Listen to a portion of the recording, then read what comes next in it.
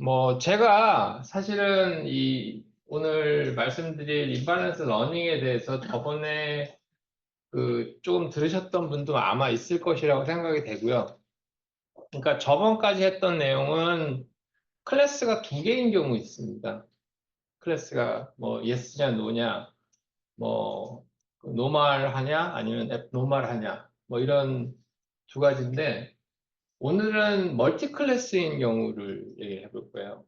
그 다음에 여기 두 번째 보시는 임발란스드라는 건 뭐냐면은 이 클래스의 디스트리뷰션 자체가 많이 차이가 납니다. 하나 설명을 드리면, 네? 잠시만요. 네, 됐습니다. 네, 됐습니다.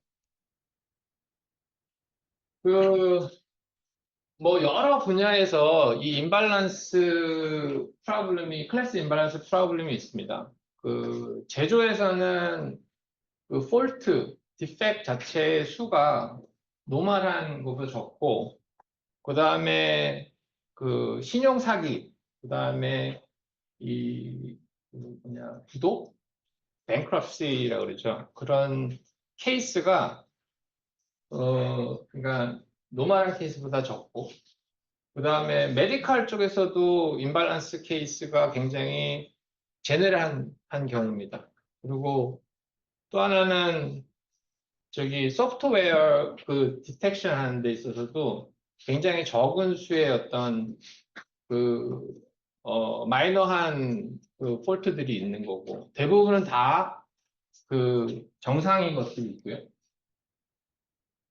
근데 가장 큰 문제점은 뭐냐면 제가 여러분도 논문들 찾아보시면 아시겠지만 그 이 일반적인 현재까지 개발된 대부분의 클래스파이어들, 즉 클래시피케이션 모델이 그 바이어스가 됩니다. 바이어스가 된다는 얘기는 뭐냐면은 한쪽으로 끌어당긴다는 얘기예요.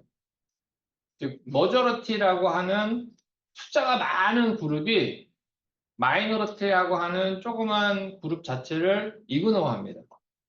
그래도 애큐러시는 높아요, 항상. 여러분들 이 클래시피케이션 하면은 퍼포먼스 매트릭스 있잖아요.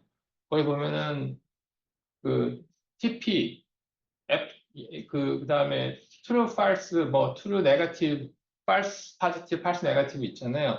거기서 accuracy라는 매저는 항상 높게 되어 있어요. 왜냐하면은 머저러티를 머저러티가 분리를 했기 때문에 이미. 자, 그래서 이러한 문제를 해결하기 위해서 여러 가지 접근법들이 있는데 주로 세 가지가 있습니다. 첫 번째는 데이터 레벨이 있고요. 두 번째는 알고리즘 레벨이 있고, 세 번째는 앙상블 레벨이라는 게 있어요. 근데 데이터 레벨은 뭐냐면, 이거 외에도 데이터 분석에서 가장, 그러니까 클래시피케이션이라는 어떤 그 태스크 중에서 여러 가지 이슈들이 있는데, 또 하나의 문제가 뭐냐면 클래스가 오버랩이 된다는 거예요. 나중에 그림으로 보여드릴 텐데, 클래스가 오버랩이 된다는 부분도 있고, 또 한 가지는 뭐냐면은 노이즈도 있어요. 그 다음에 아웃라이어도 있습니다. 여러분들이 그 아웃라이어가 노이즈라고 착각하시면 안 되는 거 아시죠? 아웃라이어 중에서 실제로 그 어떠한 성능에 네가티브하게 영향을 미치는 게 노이즈입니다. 그러니까 아웃라이어는 아웃라이어 따름이에요. 그래서 아웃라이어는 제거를 해도 되고 제거하지 않아도 됩니다. 대신 노이즈는 반드시 제거하셔야 돼요. 이거 외에도 데이터에는 여러 가지 문제가 있는데 이 연구는 클래스 임발란스, 특히나 멀티 클래스인 경우랑 클래스 오버랩이 있는 경우를 고려한 경우. 그 데이터 레벨 같은 경우에는요, 데이터를 생성해주고 데이터를 제거해주고 하는 걸 통해 가지고 클래스 디스트리뷰션을 밸런싱 해주는 겁니다.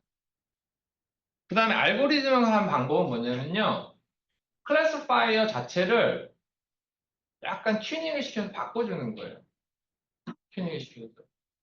예를 들어서 SVM 같은 경우에도 서포트 벡터를 찾아내가지고 그리잖아요. 근데 서포트 벡터를 찾는 방법을 바꾼다든지 뭐 서포트 벡터의 개수를 어떻게 조절한다든지 해서 그 모델 자체를 그 모디피케이션 하는 그런 거고, 앙상블 같은 경우에는 여러분들이 알고 있는 여러 가지 머신러닝, 딥러닝 그런 방법들 통해 가지고 이제 클래스 자체를 밸런싱 해주는 방법들입니다. 그래서 근데 현재까지는 여러분들이 보시면은 제가 찾아본 바로는 한 80%, 85% 이상의 논문이 이쪽 방향의 논문이 클래스가 두 개인 경우를 주로 하고 있어요. 이유는 여러분들 잘 아실 거예요. 클래스가 세 개 이상이 되면 이 컴퓨테이셔널 컴플렉서티가 익스포넨셜하게 증가됩니다. 생각해보세요. 퓨처가 예를 들어서 10개만 돼도 10 디멘전이잖아요. 근데 클래스가 5개만 있어도 어떻게 나눠야 되는지 잘 몰라요. 실제로. 네. 자, 그래서 클래스 오버랩도 아까 말씀드렸듯이 굉장히 큰 문제인데, 클래스 오버랩이라는 게 결론적으로는 이 러닝 이피션시랑 그 다음에 클래시피케이션 퍼포먼스 자체에 영향을 미쳐요. 근데 제가 그림을 뺐나? 좀 보여주실게요. 아, 여기 무슨 클래스 오버랩이라는 게 뭐냐면요. 여기 인스턴트라는 게 나오는데, 여러분들이 이쪽 관련돼서 논문을 보시면은 중복된 용어를 되게 많이 써요. 똑같은 의미인데, 데이터 포인트라는 말도 쓰기도 하고요. 인스탄스라는 말을 쓰기도 하고요. 이그샘플이라는 말도 쓰기도 하고요. 샘플이라는 말도 써요. 다 똑같은 얘기입니다. 그냥 데이터예요. 데이터. 그래서 인스탄스가 그 어떤 공통된 영역에 이 헤테로지니어스한 클래스에 속한 것들이 함께 존재할 때 그 영역을 바로 그 오버랩 리전 또는 오버랩 에리어라고 합니다. 그러니까 이런 것들을 보면은 여러분 다 아실 거예요. 이 마이너한 것들이 메이저한 것보다 적기 때문에 그냥 지워야 돼. 라고 할 수 있어요. 실제로. 근데 그 근거가 있어야 되잖아요. 근거가. 그러니까 어떻게 보면은 임밸런스 러닝에서 하고 있는 것 중에 하나가 얘를 지울까 말까 하는 의사결정. 그 다음에 데이터를 만약에 어그멘테이션, 즉 증가시킨다 그러면 어디다가 증가시킬까 하는 그 의사결정의 문제입니다. 실은 의사결정 문제. 음.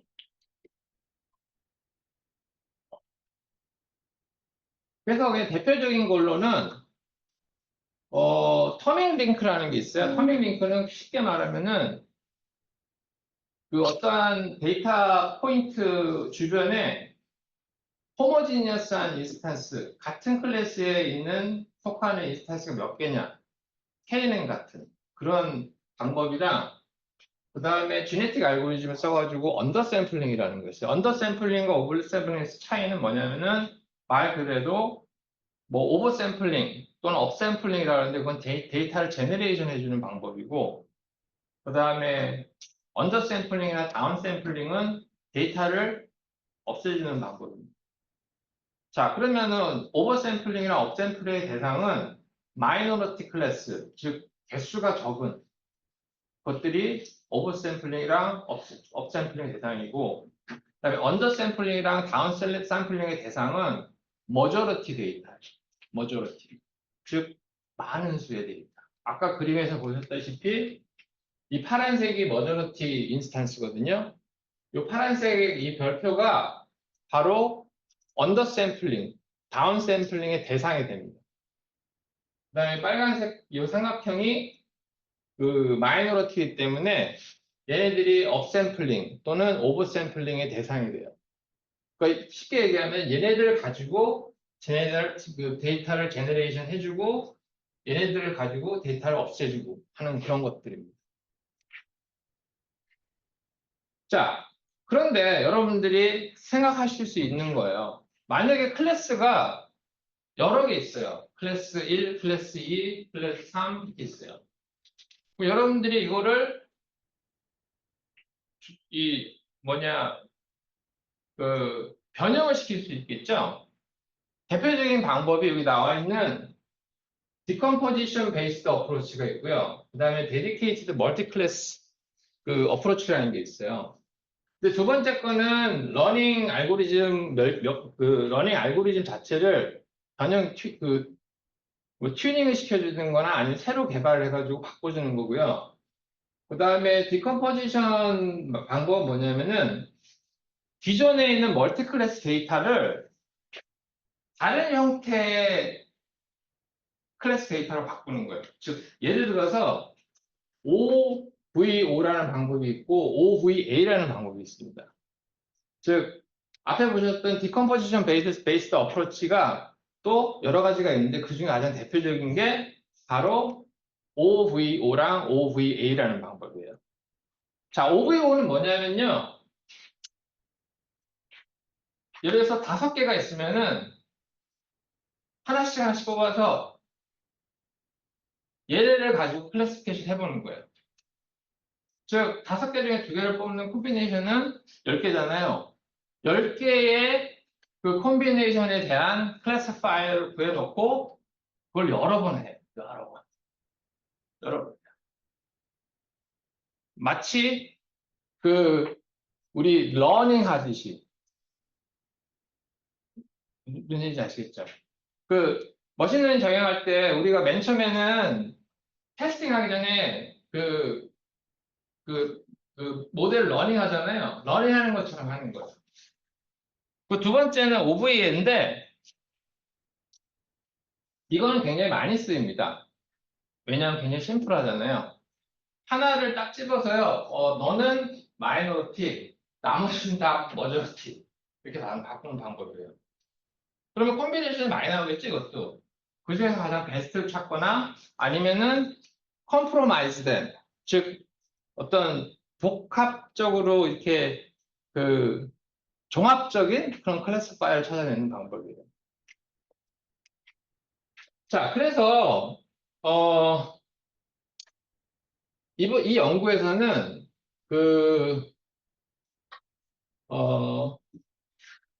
일반적으로는요, 이 오버랩이 있는 경우에는 오버랩 리전, 오버랩 에리어를 먼저 찾아냅니다. 어디가 오버랩이 되어 있지? 라고 보고 오버랩이 되어 있는 데이터를 없애주거나 거기 있는 데이터를 이용해서 제너레이션 해줘요. 근데 이 연구에서는 오버랩 인스턴스를 찾아서 오버랩 리전을 다시 찾아요. 이해지 아시겠나요? 그러니까 오버랩 리전을 찾는 건 쉬워요. 데이터들이 이렇게 어디가 오버랩이 있지? 하고 나서 그 안에 들여다보면은 오버랩된 데이터들이 보일 거 아니에요. 그렇죠? 근데 이 연구는 오버랩 인스턴스를 이미 정의해놓고 그리고 나서 어디까지가 오버랩이 되어 있어라고 얘기해 주는 거예요. 쉽죠? 참 쉽습니다. 그 중에 그렇게 하는 방법 중에 여러 가지 방법이 있는데 하스돌프 디스턴스라는 게 있어요. 하스돌프 디스턴스는 유클리디안 디스턴스랑 비슷해요. 근데 단 인스턴스와 인스턴스, 즉 데이터 간의 거리를 따지는 게 아니고요. 클래스 간의 거리를 따질 수 있어요. 클래스 간의 거리. 굉장히 무거워요. 여러분들 클러스터링 알고리즘 중에 클러스터링 메소드 중에 여러 가지 알고 있죠? 대표적인 게 뭐 센트로이드끼리 비교를 한다거나 아니면 숏디스트 디스턴스 한다거나 롱디스트 디스턴스 하는 방법 있죠. 그런 거랑 비슷한 방법이에요. 유사한 방법입니다. 자, 그래서 하우스홀프 디스턴스를 통해 가지고 클래스 간의 거리를 계산해요. 클래스 간의 거리. 그 다음에 만약에 굉장히 독특한 유니크한 데이터 포인트, 즉 공통적으로 포함된 것 중에서 반드시 여기만 속해 있다라고 알려져 있으면은 그 데이터 포인트는 디스팅트 데이터 포인트라고 할 수 있어요. 디스팅트 오버랩드 인스턴스라고 할 수 있죠. 그렇죠? 이게 그러니까 멤버십, 자기가 속한 게 여기도 아니고 오직 여기만 속해 있으면 얘는 디스팅트한 어떤 데이터 포인트가 되잖아요. 그렇죠? 얘를 가지고 얘가 있는지 없는지를 보고 얘는 오블렛 그 리전인지 아닌지 판단을 합니다. 자, 이 그림을 보시면요. 만약에 세 개의 클래스가 있는 경우에는 어, 이게 투 디멘전인데 멀티 디멘전인 경우에는 굉장히 복잡해요. 복잡한데 투 디멘전으로 그렸을 때는 공통인 게 클래스 1, 2가 이렇게 있고 1, 3가 이렇게 있고 2, 3가 이렇게 있고 그 다음에 세 개가 다 겹쳐지는 부분이 있을 거 아니에요. 그죠? 그래서 이 DOR이라는 게 뭐냐면은 그냥 오버랩 리전이에요. 디스팅트 오버랩 리전. 엽자입니다. 자, 그래서 디스팅트 오버랩 리전을 이렇게 계산할 수 있고 추리적으로 이렇게 계산할 수 있고 그 다음에 아까 말씀드렸죠. 일반적으로는 오버랩 리전을 찾아가지고 오버랩 인스턴스를 찾지만 이 연구에서는 오버랩 인스턴스를 찾아서 오버랩 리전을 정의합니다. 그러기 위해서는 인스턴스 간에 어떠한 인스턴스 간의 거리가 필요한 거죠. 그 거리를 계산하기 위해서 하우스돌프 디스턴스를 사용한 거예요. 근데 이게 굉장히 그 뭐냐 이것도 그 약간 콤비네토리 옵티미제이션 프로블럼처럼 데이터기의 거리를 다 계산해야 됩니다. 그래서 컴퓨테이션 타임이 엄청나요. 거기에도 여러분들의 아이디어, 우리들의 아이디어를 적용할 수 있어요. 어떠한 데이터 포인트를 찾아서 어떠한 데이터 포인트와의 거리를 계산할 것이냐라는 문제가 굉장히 학문적으로, 이론적으로 굉장히 중요합니다. 근데 저희는 다 했어요. 데이터의 거리를 다 계산했어요. 시간이 많이 걸렸는데 그렇게 많이 걸리지는 않았던 것 같아요. 자, 그래서 여기 보시면은 하나만 보시면 됩니다. 제가 디파인 하기를 요 x라는 요 인스턴스가 이 클래스 1의 클래스 i의 가장 끝에 있고요. 그 다음에 요 y가 이 클래스 2의 가장 끝에 있어요. 이 데이터 스페이스 상에서. 그 다음에 이 인스턴스가 가장 히팅하는 가장 가까운 헤테로지니어스 클래스 인스턴스를 y 프라임이라고 하고요. 그 다음에 Y의 입장에서, 클래스 2 입장에서 가장 처음 히팅하는 클래스 1의 인스턴스 X 프라임이라고 했어요. 그래서 이 거리가 바로 원 사이드, 한쪽에서만 바라보는 거예요. 양쪽에서 바라보는 게 아니라 원 사이드 하우스홀드 디스턴스라고 정의를 했어요. 여기 보면 인덱스가 IJ가 있고 JI가 있는데 첫 번째 나온 인덱스는 from이고요. 그 다음에 두 번째 나온 인덱스는 to입니다. 자, 그래서 저희가 또 정의를 했어요. 이런 말은 없는데 저희가 이제 논문을 이제 제출하기 전에 저희가 네이밍을 했어요. 아까 보셨다시피 요 x나 y를 베이스라인 인스턴스라고 했고요. 그 다음에 요 x 프라임, y 프라임을 바운더리 인스턴스로 정의했어요. 이런 말은 저희가 만든 말이에요. 자, 그래서 오버레이 인스턴스를 다 찾아냅니다. 오버레이 인스턴스. 다시 한번 말씀드리지만 오버랩 인스턴스를 먼저 찾고 오버랩 리전을 정의를 합니다. 저희는. 자, 그래서 예를 들면은 여기 만약에 x가 클래스 1의 그러니까 클래스 1, 2와 1, 3의 공통적인 엘레멘트예요. 생각해 보시면은 1, 2하고 1, 3의 공통적인 엘레멘트인데 이 엘레멘트가 클래스 1에 속했으면은 얘는 분명히 여기 속할 거예요. 그죠? 분명히 여기 속할 거예요. 그래서 요 인스턴스 X, 즉 1, 2라는 공통적인 인스턴스 셋에 속하고 1, 3이라는 그 클래스 1, 3, 클래스 1, 2에 공통적으로 속하는 엘레멘트 얘는 디스팅트라고 할 수 있겠죠. 그죠? 자, 그 다음에 디스팅트한 걸 찾은 다음에 유니크한 걸 찾아야 돼요. 디스팅트는 말 그대로 멤버십 자체, 엘레멘트 자체가 여기도 속할 수 있고 여기도 속할 수 있어요. 그죠? 자, 그 다음에 뭘 해야 되냐면은 개별적으로 얘는 어디에 속해 있는가를 따져야 돼요. 그렇죠?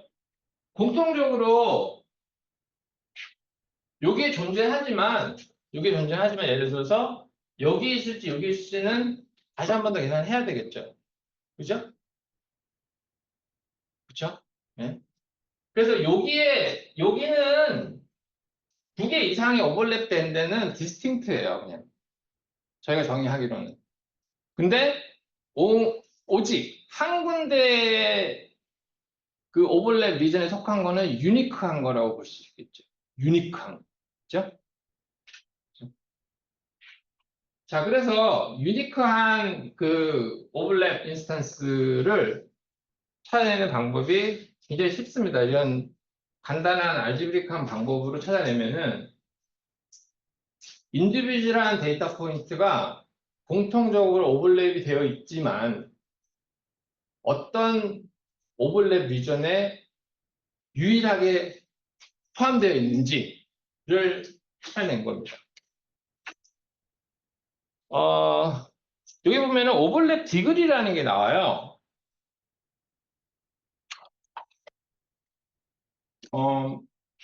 저희가 목표를 한 게 두 가지가 있어요.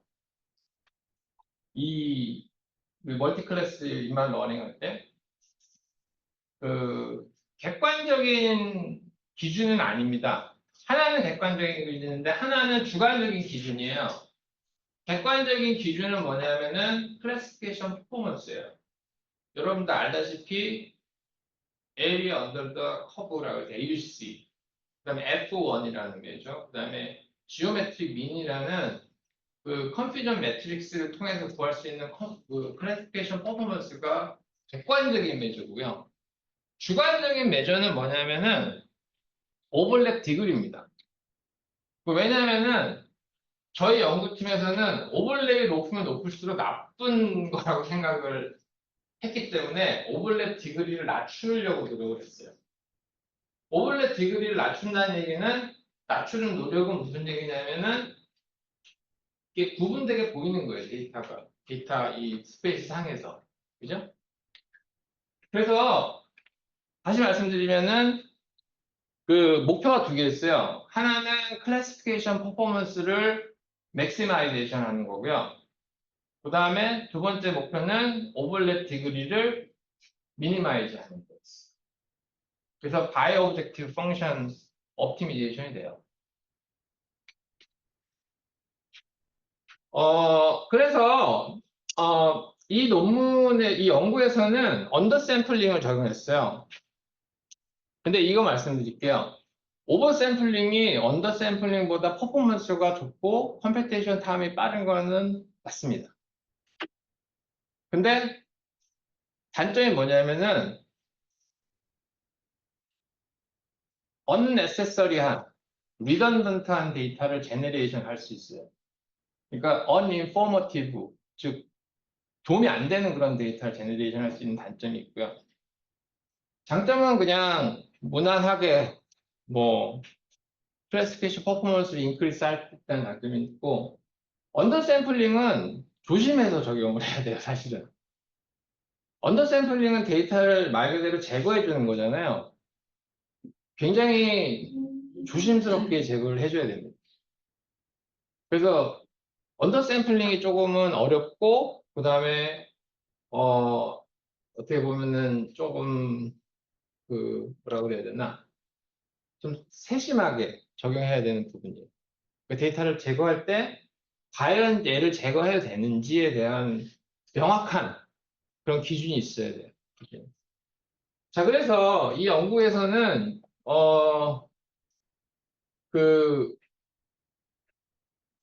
아까 말씀드린 클래스 오버랩 디그리라는 거 있잖아요. 그거는 우리가 줄여줘야 되는, 미니마이제이션 해야 되는 거잖아요. 미니마이제이션. 근데 클래스 퍼포먼스는 맥시마이제이션인데 이거를 제거함으로 인해 가지고 클래스 오버랩 디그리가 떨어지고 엔드 오화가 아니고요. 엔드 클래시피케이션 퍼포먼스가 증가하면은 우리의 의사결정, 즉 얘 인스턴스를 지워야 된다는 의사결정은 합리적인 거잖아요. 그렇죠? 어떤 걸 지웠는데 오버랩 디그리는 확 떨어졌는데 클래시피케이션 퍼포먼스가 확 떨어졌어요. 지우면 안 돼요. 그죠? 그죠? 그러니까 두 가지 기준을 다 만족시키면 지우는 겁니다. 지우는 겁니다. 자, 그래서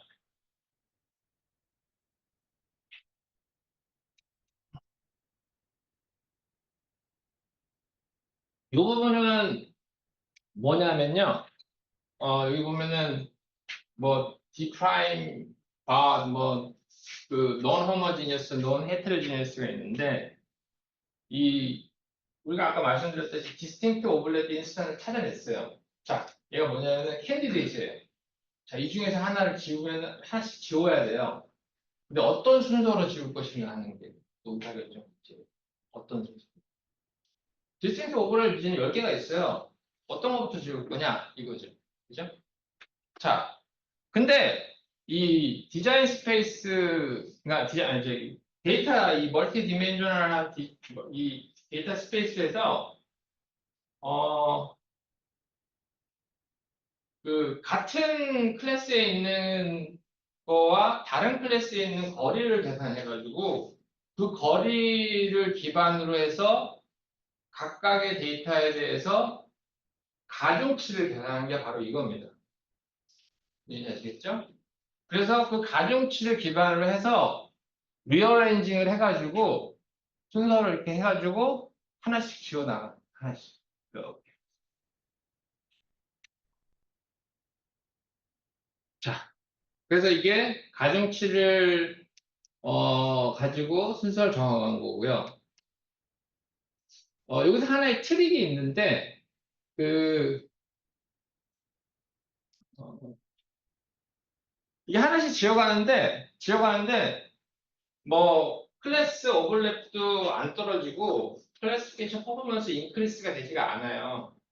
근데 룰은 뭐냐? 하나 지우고 나서 아무런 변화가 없으면은 얘는 킵하고 다음 거 지우고 또 두 번째 거 지우는데 아무런 변화가 없으면은 킵하고 다음 거 지우고 하는 걸 순차적으로 반복하거든요.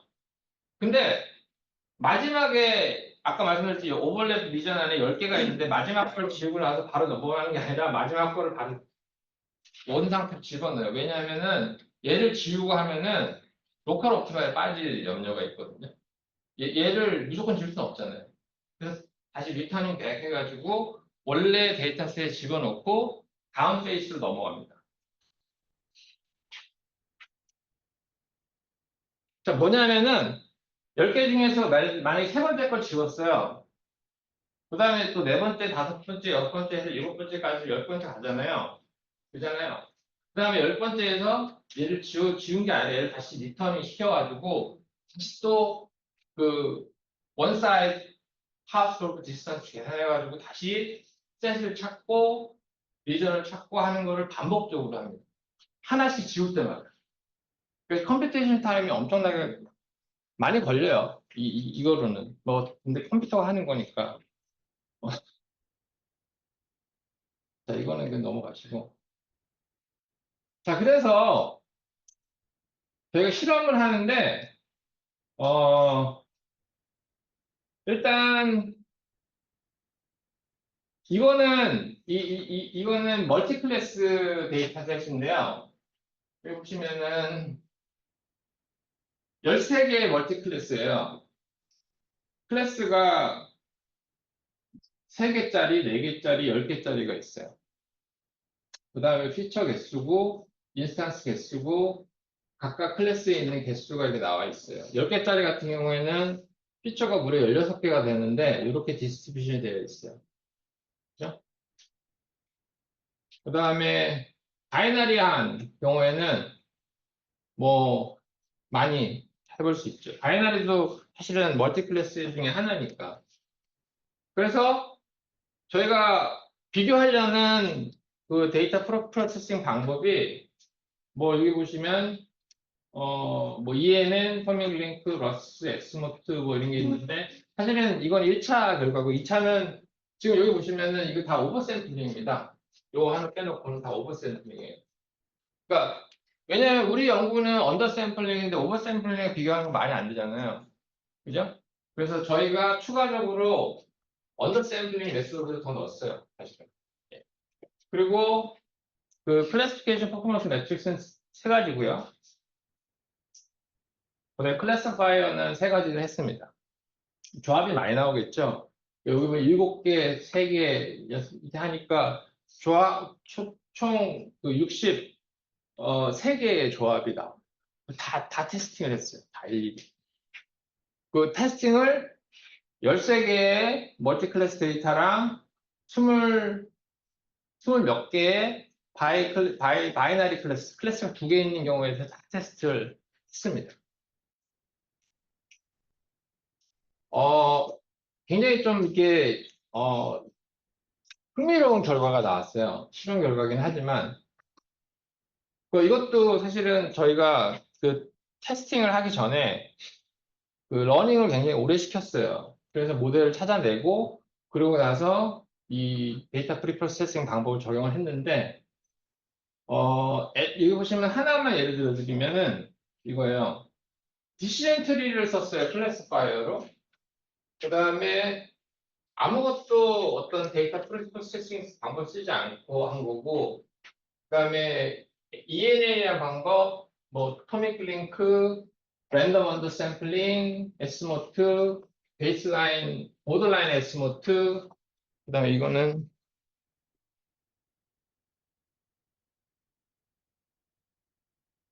로스, 뭐, 마지막 게 로스. 이게 로스고, 그 다음에 이게 저의 방법이에요. 저의 방법이에요. 사실은 여기 담진 않았어요. 그 오버랩 디그리 담지 않았는데 오버랩 디그리는 당연히 떨어졌어요. 다 떨어졌어요. 그리고 이게 뭐냐면은 랭킹입니다. 랭킹. 그 아까 전에 제가 13개의 이 멀티 클래스 데이터랑 이거 정확히 기억이 안 나는데 이것도 뭐 거의 한 20 몇 개의 바이너리 클래스 데이터에 대해서 우리 방법이 도대체 몇 등 하는가 본 거예요. 몇 등 하는가. 그래서 그 랭킹의 에버리지를 봤더니, 디시전 트리를 적용했을 때 굉장히 좋았고, 그 다음에 SVM을 선택을 했을 경우에는 이 방법이 더 좋았어요. 그 S모트라든지, 뭐, 보들라인 S모트가. 이건 당연히 좋을 수밖에 없다고 저는 생각을 해요. 근데 저희 딜레마가, 이거는 뭐 개인적인 일이긴 한데, 오버샘플링이랑 비교해서 너희가 못하다라고 했을 때 저희가 어떤 디펜드를 할 수 있는 방법을 생각을 해야 돼요, 사실은. 그럼 굳이 언더샘플링 할 필요 없는 거 아니야? 이렇게 만약에 리뷰어가 질문하게 되면은 제가 할 말이 없잖아요. 그죠? 그래서, 어, 지금 데이터를 뜯어보고 있어요. 도대체 이 사이에 무슨 일이 있었는지 다 뜯어보고 있어요. 지금 오버랩이 심하지 않으면은 뭐 굳이 이 방법을 쓸 수 없기 때문에 뭐 그렇고요. 그래서 이게 바 자체가 낮을수록 좋은 겁니다, 사실은. 그래서 저희 방법은 여기 있는 약간 빨간색, 갈색은 아니고 짙은 주황색인데 이게 그 SVM 썼을 경우가 아까 말씀드렸다시피 디시전 트리 같은 경우가 굉장히 좋았어요. 근데 이게 보시면은 이게 멀티 클래스인 경우가 굉장히 좋아요.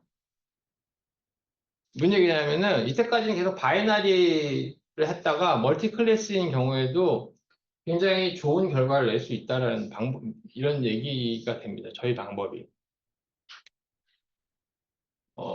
그다음에 이거는 바이너리 같은 경우에도 굉장히 비슷한 패턴을 보였는데, 바이너리 같은 경우에도 저희 방법이, 그러니까 바이너리 클래스가 2개인 경우, 2개인 경우에도 저희 방법이 좋았다는 결론이 나왔어요. 단, 디시전 트리를 사용했을 경우만 됩니다.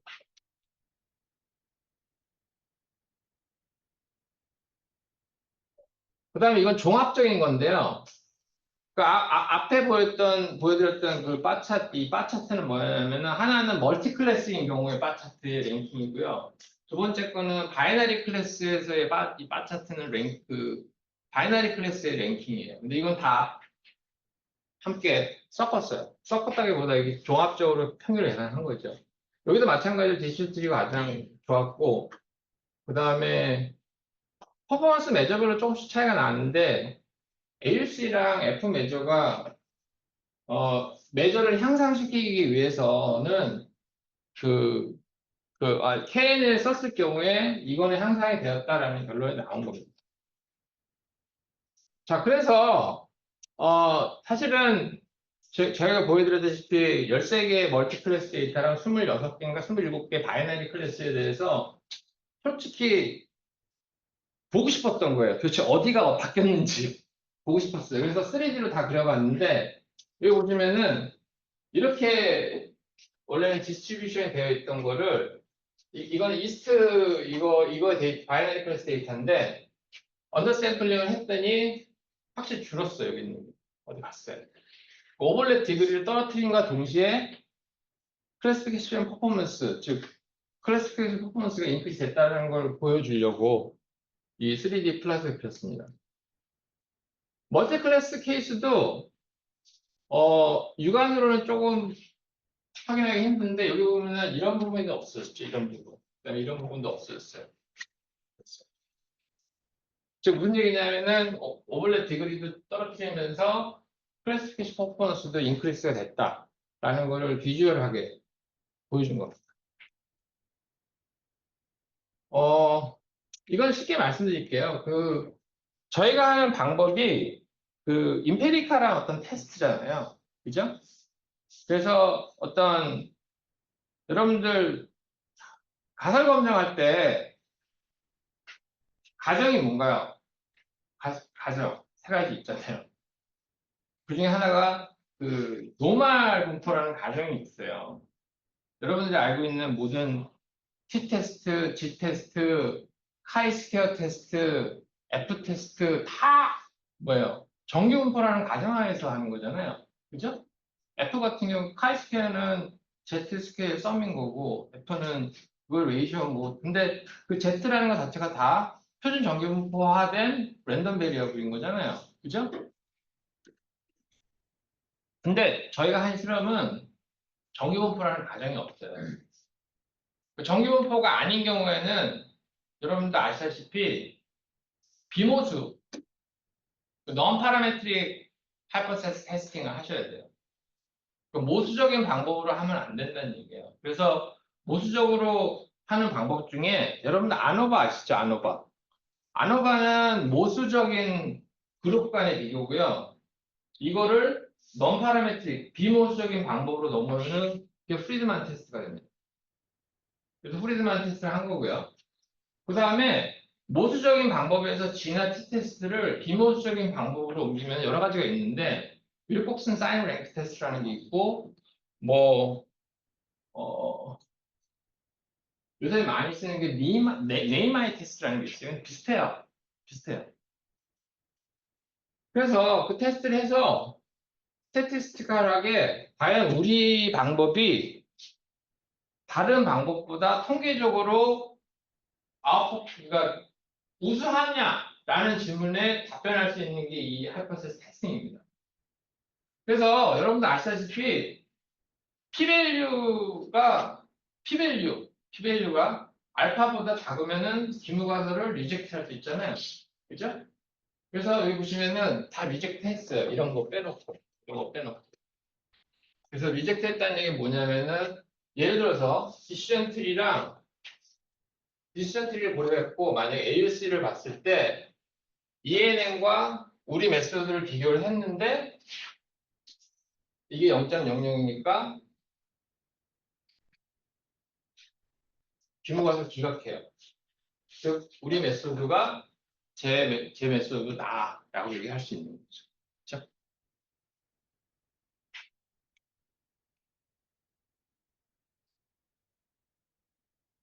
자, 그래서 너무 빨리 끝났네. 어, 정리해서 말씀을 드리면 그냥 컨트리뷰션이라고 생각을 해요. 저희는 첫 번째 컨트리뷰션은 뭐 아직도 많이 하고 있지만 멀티 클래스에 대한 내용을 다뤘다라는 거고요. 두 번째는 오버랩 리전을 정하는 건 쉬워요. 쉬워요. 그죠? 근데 저희는 순서를 바꿨어요. 오버랩 인스턴스를 먼저 찾아낸 다음에 오버랩 리전을 규정을 지었어요. 그리고 아까 보셨다시피 그 같은 클래스에 있는 데이터, 다른 클래스에 있는 데이터를 가지고 웨이팅을 해서 순차적으로 지어가면서 계속 아이터레이티브하게 그 스타핑 크라이테리아를 찾아냈다는 거가 컨트리뷰션이 되고요. 근데 문제는 여러 가지가 있습니다. 여러분들도 쉽게 생각할 수 있는 게 저희가 했던 거는 일종의 약간 노가다성, 즉 일일이 다 했어요. 일일이 이 데이터와 이 데이터, 이 데이터와 이 데이터 다 했어요. 일일이. 근데 아까 전에 보셨다시피 마지막 멀티 클래스 데이터 같은 경우에는 클래스 10개잖아요. 엄청나게 시간이 좀 많이 걸리더라고요. 엄청나게. 하루 정도 걸려요. 하루 정도. 하나만. 그러니까 클래스파이어 다랑 그다음에 데이터 프로세싱 다, 그다음에 마지막 그 데이터에 대해서는 시간이 엄청 걸리더라고요. 시간이 엄청. 왜냐면 일일이 다 하다 보니까. 데이터 간의 거리를 다 계산하고, 어떤 데이터 포인트가 디스팅트한 건지, 어떤 데이터 포인트가 유니크한 건지 하다 보니까. 그래서 이 전 단계에 저희가 쓸 수 있는 방법이 뭐냐면은, 아까 전에 말씀드렸듯이 OVA처럼 클래스가 여러 개 있지만 어떤 동질성이나 이질성을 가지고 다시 한 번 더 이 클러스터를 만들어 주면은 계산량이 확실히 줄 수 있을 거라는 저희들의 어떤 추측이 있어요. 그러니까 데이터를 10개를 다 놓고, 그러니까 클래스 10개를 다 놓고 하지 말고 클래스 개수를 한번 줄여보자. 어떠한 특성을 가지고. 근데 그 특성이라는 거는 우리가 여러분들이 개발을 할 수 있는, 개발을 해야 되는 그런 부분인 거죠. 그죠? 그리고, 어, 이거 외에도, 저희가 할 수 있는 부분이, 멀티 클래스 자체가 굉장히 또, 아까 계속 말씀드렸다시피, 이 컴퓨테이션 타임이 오래 걸려요. 그래서 이 멀티 클래스 같은 경우에는, 뭐, 제 생각이긴 한데, 이 데이터 수준의 어떤 접근법이랑 그다음에 앙상블 같은 방법을 적용할 수도 있어요. 앙상블 같은 방법. 그래서 그걸 좀 이렇게 하이브리드, 믹스해가지고 적용해 볼 수도 있을 가능성이 있습니다. 제가 저번에도 말씀드렸는데, 어, 그, 이 임밸런스 데이터가 굉장히 재밌는 게 많아요. 실제로. 그래서 여러분들이 한번 관심 있으시면은 한번 트라이 해보시는 것도 좋을 것 같습니다. 발표는 이 정도로 하고 혹시 질문 있으세요? 질문? 자, 이제 질문 있으면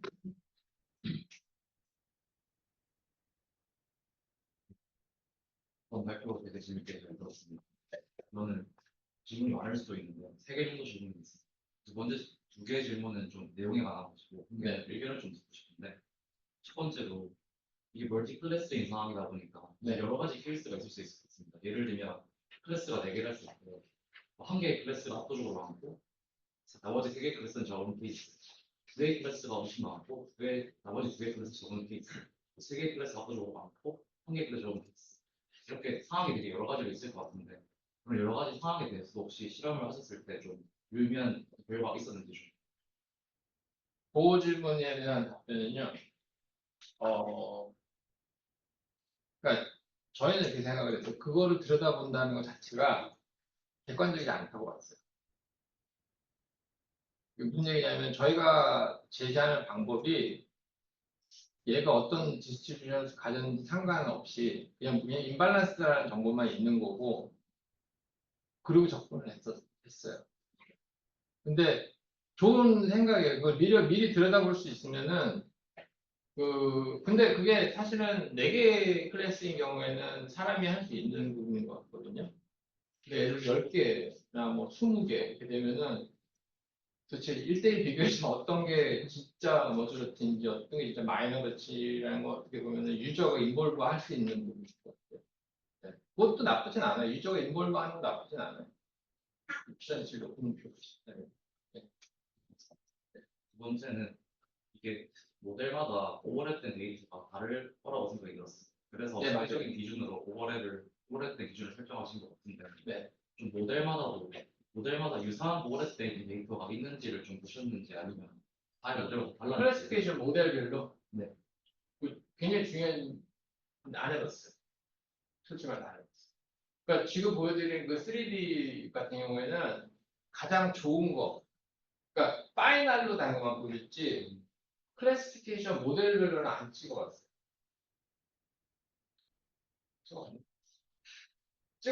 찍어본 것 같아요. 근데 그게 예를 들어서 디멘전이 사실은 제가 3D로 보여드렸잖아요. 아까 전에 그거를.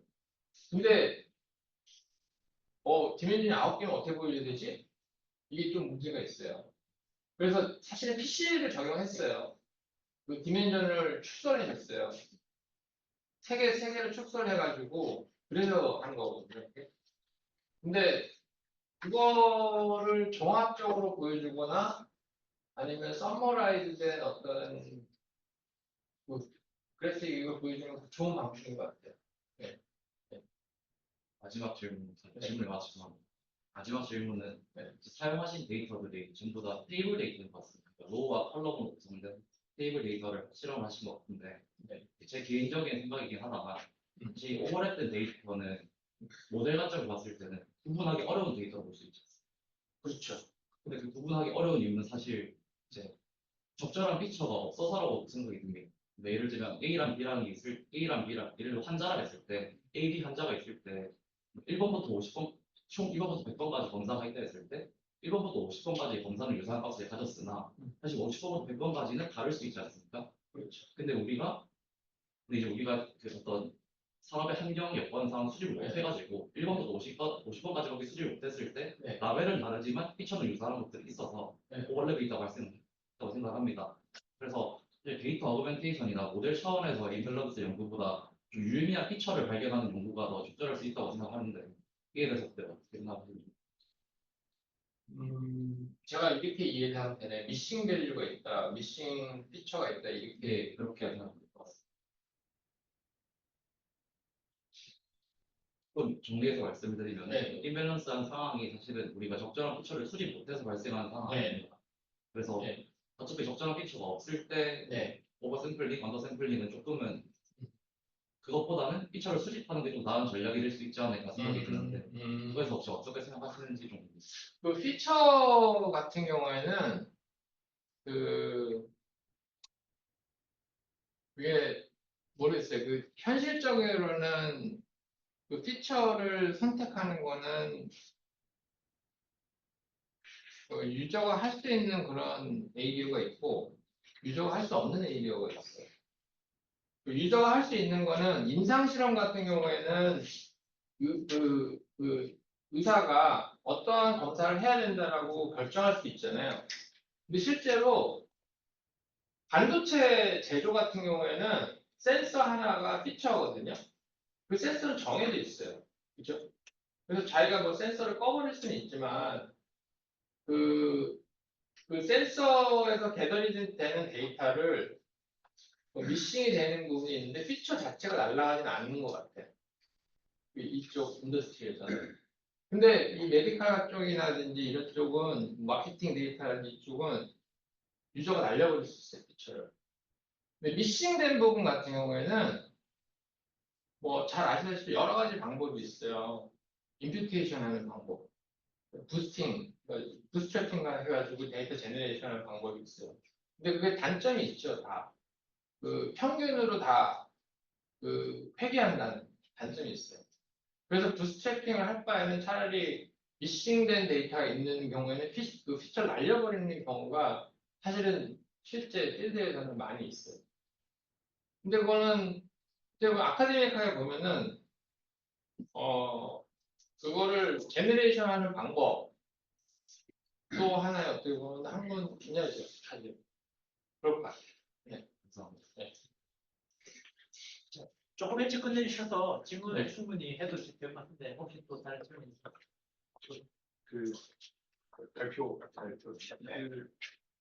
제가 만약에 저거를 했다고 하면은 한 개를 시도해봤을 것 같은 게 있을 것 같은데 네. 아마 해보셨을 것 같긴 하지만 네. 피처가 이제 제한된 피처가 있고 워킹 이전이 있다고 하면은 아까 말씀해주신 것처럼 설명할 수 없는 어떤 변수, 지금 가지고 있는 변수를 설명할 수 없기 때문에 그 오버래핑 이전이 발생했다라고 했을 때 저기 지금 아까 피시파이로 쓰셨던 모델이 이 변수 간의 어떤 잠재해 있는 어떤 관계들을 효과적으로 추출하기는 조금 힘들지 않나 싶어가지고 저 변수들의 상호작용을 불러했을 때, 그러니까 저 변수들의 상호작용을 불러해서 변수를 추가해서 디멘전을 늘렸을 때 리전 오버래핑 리전이 줄어드는 가에 대해서 또 한번 해보셨는지가 그건 궁금해요. 안 해봤어요. 그건 안 해봤는데 그 피처를 건드리지 않았어요.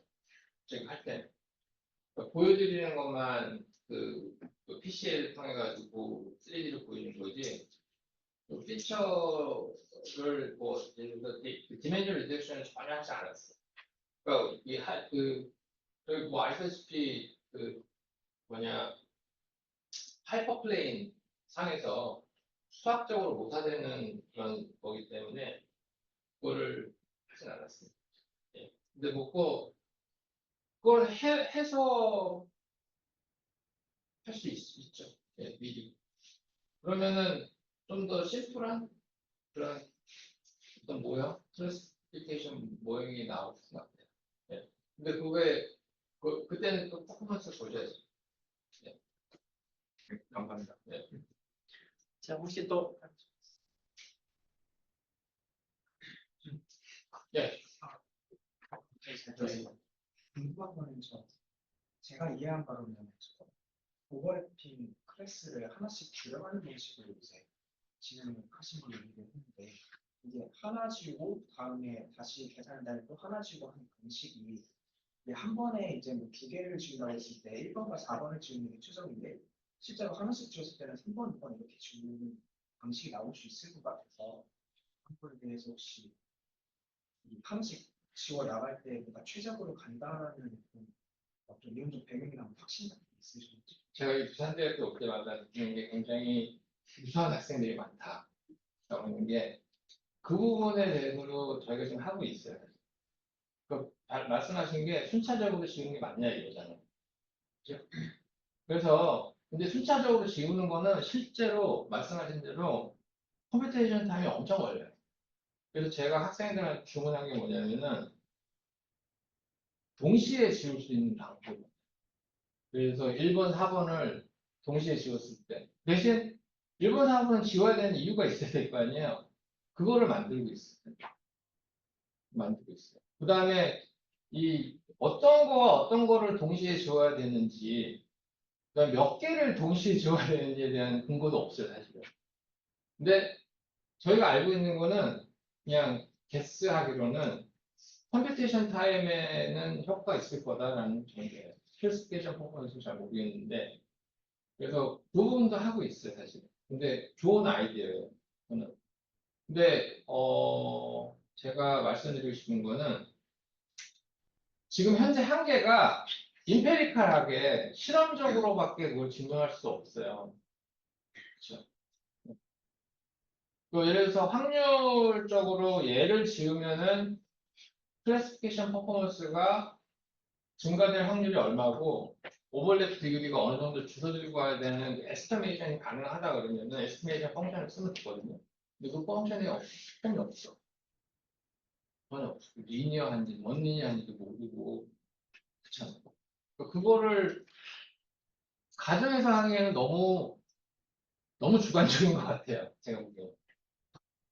우리가 코스트 펑션을 잘 안 쓰듯이 그런 거 같아요. 그래서 임페리칼한 접근을 할 수밖에 없는 게 어떻게 보면 이 연구의 한계이긴 해요. 한계이긴 해요. 일일이 다 해보지 않는 이상 알 수가 없는 거죠. 예. 근데 그거는 굉장히 좋은 아이디어, 좋은 아이디어. 예. 클러스터 딜리션이라든지 클러스터 제너레이션 같은 게 훨씬 더 효과적이긴 합니다. 실제. 예. 예. 예. 혹시 또 다른 질문 있습니까?